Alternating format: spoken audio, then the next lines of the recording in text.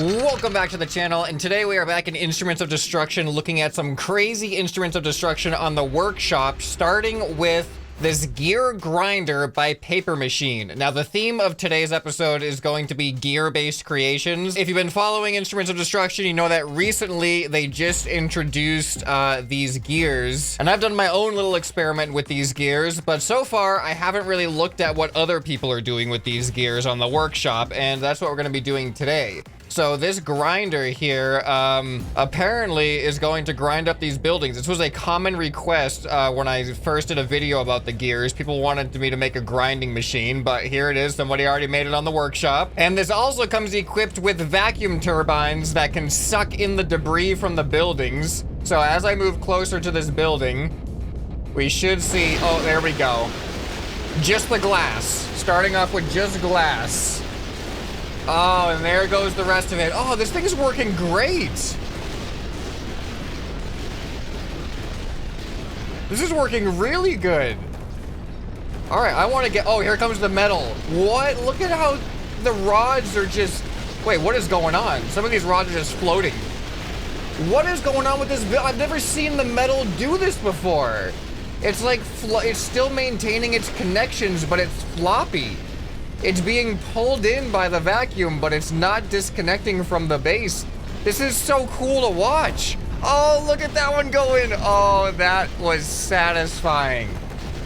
Wow, I knew, I'm overwhelmed right now with like broken expectations. I mean, I knew it was gonna suck the building in, but these results are just so much cooler than I was anticipating. Look at that. That is so cool. I'm still kind of mind blown about the way that this is behaving right now. Like the other buildings are starting to come in, but not these metal pieces. Look at this. The metal supports are flexing. They're being pulled. I'm getting distracted by an entire building being sucked into this gear grinder because I'm just fascinated by these metal support beams. Oh, there they go. Oh, there it goes. All right, I'm spending way too much time on this one creation. I've got other creations to look at, but there's so much satisfaction with this. I don't know why I've never seen the turbines do this to buildings. I don't know if this is like something that a recent update enabled to happen, or if I just never put myself in this situation. Oh, no. I'm taking the whole building with me. This is amazing. This is just amazing. Okay, I think it's time to move on. Let's find another gear-based creation to be amazed at. All right, up next we have Gear-Powered Crawler by J.S. Coulthard. So let me see. Whoa, okay. So all of these wheels, these are fixed wheels. So these wheels do not rotate on their own, but you can see they are attached to these gears. And then these gears are spun by these gears, so they all kind of work together. And then these gears are spun by these gears, which is spun by these gears, which is spun by this power swivel. So as far as I can tell, these power swivels, there is 4 power swivels, are powering each corner. So let's see how this works. This is gonna be my first time actually seeing gears translating into wheels. All right, and here it goes. Oh, look at that. That is pretty smooth. Wait, why is that front wheel not going? Wait, what's wrong with the... Oh, interesting. Wait, what? Hold on a second here. What's with the... Oh no, it's going on. So I'm not pressing anything anymore. What are you doing? Just stop. Stop. These gears want to just like, they want to do things. This is interesting. Turning is done with the front wheels and the front and the back corner wheels. So those are actually powered by their own things. I don't think that was completely necessary. With the use of logic that we have now, you could have actually probably assigned each corner to respond to different buttons in different ways. So it's definitely, it said gear powered crawler. So this is definitely a, you know, a very slow and steady paced crawler. I do feel like these wheels are hurting it though. I actually kind of want to experiment and just remove these wheels. I won't do any turning because I'm not gonna have the ability right now unless I reprogram it, but I want to see if it goes faster without those wheels dragging on the ground. All right, here we go. I should have looked. I keep forgetting that this game has vehicle speed. I just never look down there very much. So I don't know how much faster we're actually going compared to the other wheels, but yeah, the only thing that's really weird about these gears is stopping and changing direction is really weird. So I'm gonna try to move backwards now. Here we go. So yeah, it takes a while for it to switch. And now if I just stop pressing anything, why? Oh, you know what? Am I this dumb? Is it this simple? All right, I'm just that stupid. I just realized, oh, I didn't notice. There's a slider. So it literally is, they were just going. That's why this thing is so weird when it comes to forward and backwards. Okay. I want to set these things to normal now, because I just want to see how normal will it feel if it's the way that I originally thought this was programmed. I assumed that whole time that when I'm pressing it, it's giving it an input, and when I release, it's letting go of the input. But now it should truly be doing that. So here we go. I'm going to release now. There we go. That's how it's supposed to behave. Okay, I was so confused there. I should have known because those sliders on the bottom right don't show up unless you have it on slider mode. All right, so now this thing works exactly as I was expecting it to work originally, and this feels much more natural to me. However, I want to try to make this, I want to see if I can modify this and give it the ability to steer using these gears themselves. All right, this isn't as easy to figure out as I thought it was going to be because the logic system in this game works very different than what I'm used to in other games.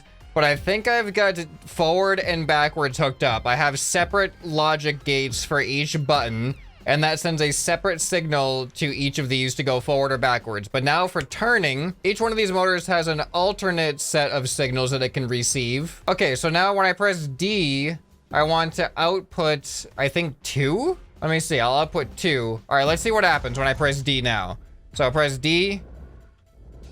No, everything goes backwards. Why does everything go backwards when I press D? So this is outputting a 2. So when it goes to here, it should go backwards on the right side. When it goes to here, it should do the opposites, right? Because these are opposite of each other. Oh, I made this so much more complicated than it had to be. The reason why the logic wasn't working is there's this setting right here that says independent motor. So I guess in order for these to respond independently of each other, you have to select this. And now I finally done it. I made the logic more complicated trying to solve a problem that didn't exist, or trying to solve the wrong problem rather, but this logic still works now by checking the independent motors. So now when I press W, both sides go forward. When I press S, both sides go backwards. When I press A, the right side goes forward and the left side goes backwards. And when I press D, the right side goes backwards and the left side goes forward. So now I'm able to completely steer and go forwards and backwards using only these gears. Kind of how I was expecting it to work in the first place rather than using those front and rear wheels. So that was definitely that took way longer than it should have if I had just realized what the independent motor checkbox meant. All right, up next we have Working Differential by Max Brocate, or Brocati. All right, so this is the kind of stuff I was expecting with gears, to be honest. Oh boy.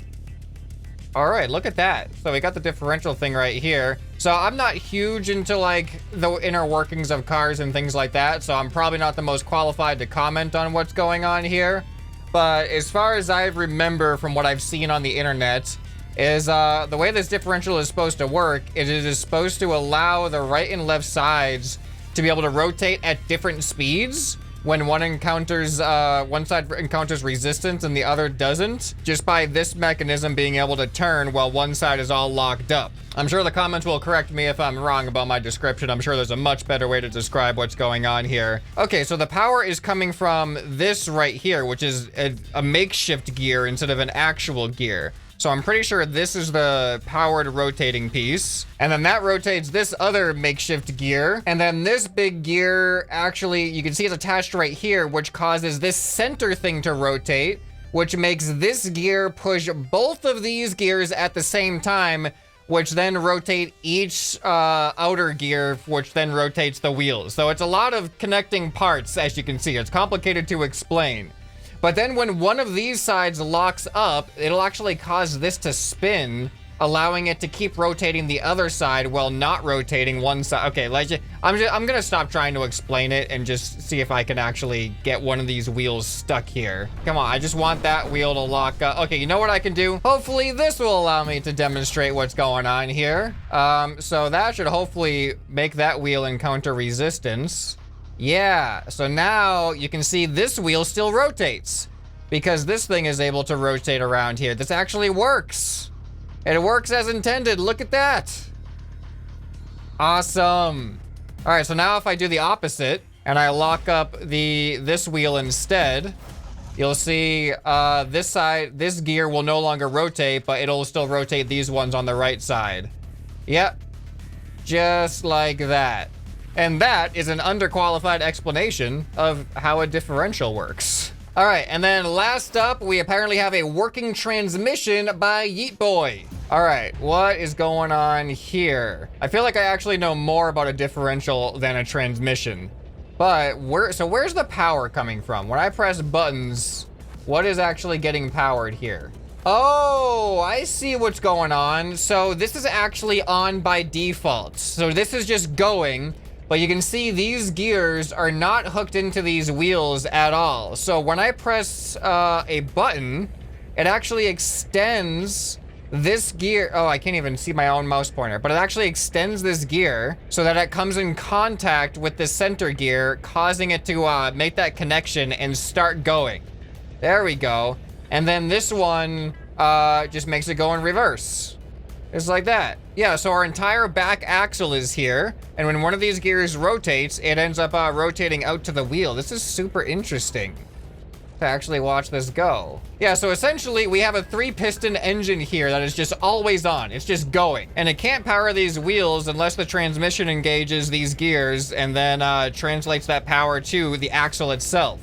And we only have, this isn't a multi-speed transmission or anything. It's just forwards or backwards, depending on which one of these gears is in contact. So actually, if I press W and S at the same time, there we go. I've just jammed up the transmission and now it can't go in any direction. Now I've stopped the engine. That is probably not healthy for the transmission at all. But through the magic of gears, it works. We have a functional transmission. I'm curious to see some like multi-speed transmissions now in this game, which I'm sure it may even already exist. It was actually surprisingly difficult to find stuff that was using gears on the workshop. Because when you search for the term gears, a lot of planes end up showing up because it's cross-contaminated with the term landing gear. So finding creations that exclusively were based around these gear pieces wasn't as easy as I was expecting it to be. But I'm looking forward to seeing some more stuff that uses gears in creative ways. Are there any things that you can think of that maybe I might even be able to try out? Let me know down in the comments below.